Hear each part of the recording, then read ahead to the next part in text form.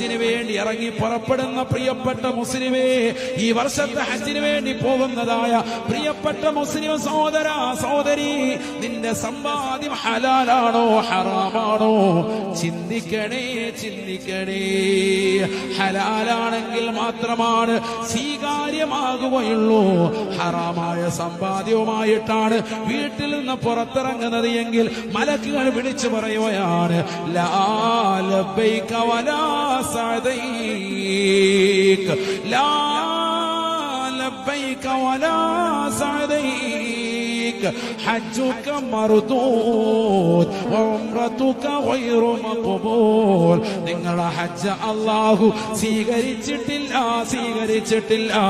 ഉംറ അല്ലാഹു ഖബൂലാക്കിയിട്ടില്ല.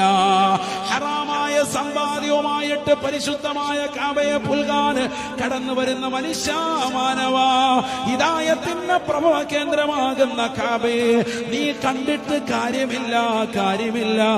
അല്ലാഹു നിന്റെ ഹജ്ജും ഉംറയും സ്വീകരിക്കുകയേ ഇല്ല. വീട്ടിൽ ഇറങ്ങുമ്പോ തന്നെ മലക്ക് വിളിച്ചു പറഞ്ഞു കഴിഞ്ഞു. മനസ്സിലാക്കണം. അല്ലാഹു നമ്മളെ കാത്ത് സംരക്ഷിക്കട്ടെ. അതുകൊണ്ട് ഹലാലായ സമ്പാദ്യവുമായി ജീവിതത്തെ മുന്നോട്ട് കൊണ്ടുപോകും.